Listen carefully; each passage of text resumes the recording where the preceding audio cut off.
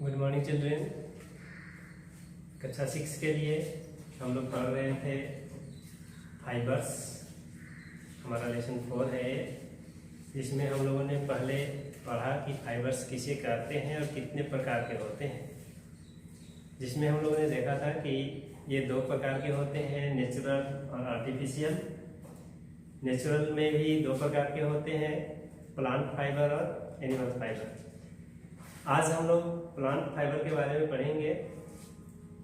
Plant fibre कौन कौन से होते हैं, कॉमनली रूप से हम क्या यूज करते हैं उनका। So today we will learn about the plant fibres commonly used in our daily life. The first plant fibre is cotton, जिसे हम सूती कहते हैं। सूती धागे, सूती रेशे कहते हैं, जिनसे सूती कपड़े बनाए जाते हैं। Cotton plant was the first fiber plant cultivated in India for making clothes. Cotton plant was the first fiber plant that was cultivated in India. Bharat में यह पहला रेशा वाला पौधा था जिसे कपड़ा बनाने के लिए सबसे पहले पैदा किया गया था। And it is very cheapest also. यह बहुत सस्ता भी है और कई राज्यों में इसका उत्पादन होता है ना।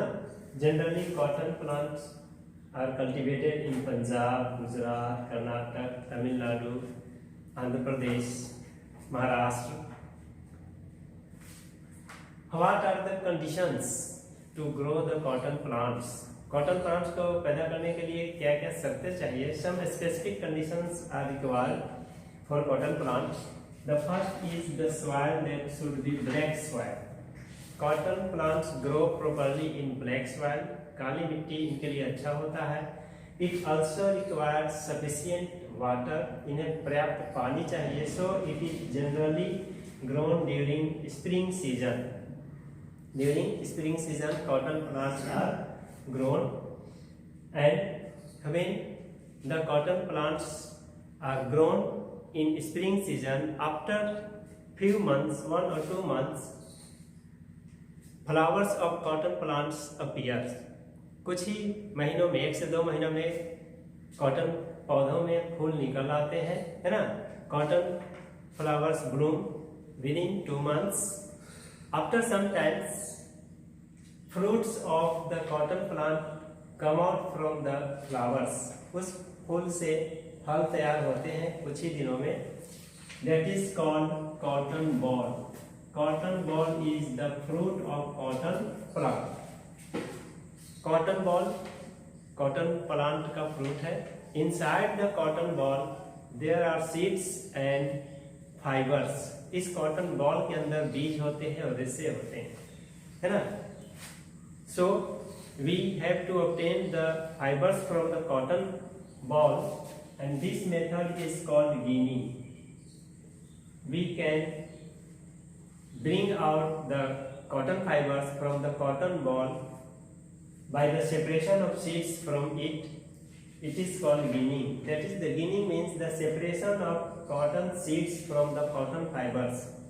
Cotton ball से उसके बीजों को अलग करना और रेशों को अलग करना ginning कहलाता है। After ginning, we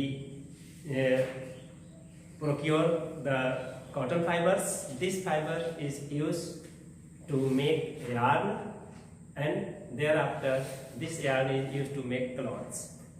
cotton ball से बीजों को अलग करके और रेशे को अलग प्राप्त करते हैं, इसको गिनिंग कहते हैं। उसी रेशे से फिर धागे बनाए जाते हैं, जिससे कि फिर सूती कपड़े तैयार किए जाते हैं। इस सूती कपड़े के साथ साथ कॉटन फाइबर्स के और भी यूज हैं। आइए देखें, what are the uses of cotton fibres. Cotton fibres are used to make clothes.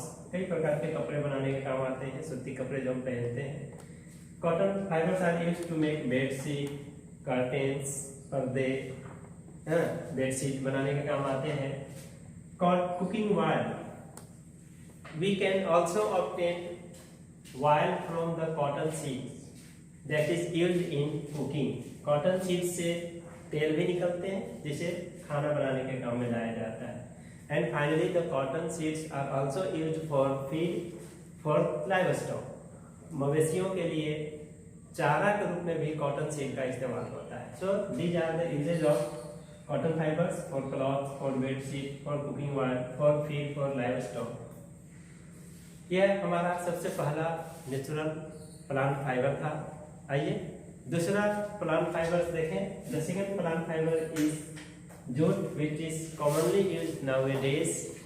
It is the cheapest and affordable fibres and according to the uses it is next to the cotton. उपयोग के आधार पर यह cotton के बाद दूसरा fibre है जो सबसे ज़्यादा इस्तेमाल में लाया जाता है। यह काफ़ी सस्ता और काफ़ी आसानी से उपलब्ध होता है। चूँकि इसका रंग सुनहला होता है इसलिए इसे सुनहला फाइबर भी कहा जाता है। Jute is commonly known as golden fibre because of its golden colour, yellowish colour, and it is generally grown in West Bengal, Assam, Bihar, Odisha, Karnataka, इन राज्यों में उपजाए जाते हैं। Jute is obtain from jute plant. Jute plant के लिए भी कुछ कंडीशंस हैं। क्या क्या कंडीशंस हैं जूट प्लांट के लिए? Alluvial soil is very suitable for jute plants and this plant is grown during the rainy season and alluvial soil is the suitable for jute plants.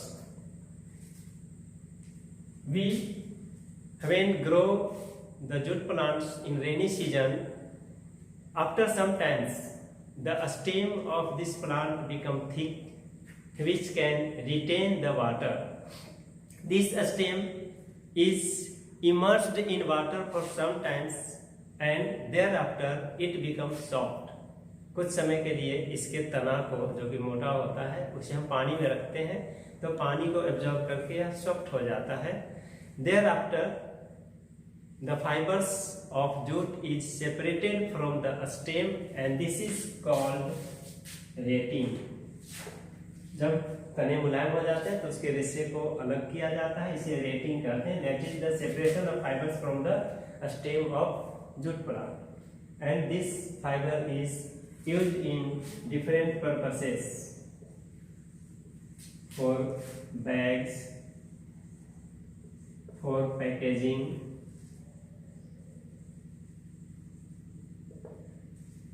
for ropes, रस्सी बनाने में, bag, jute के bag बनाने में।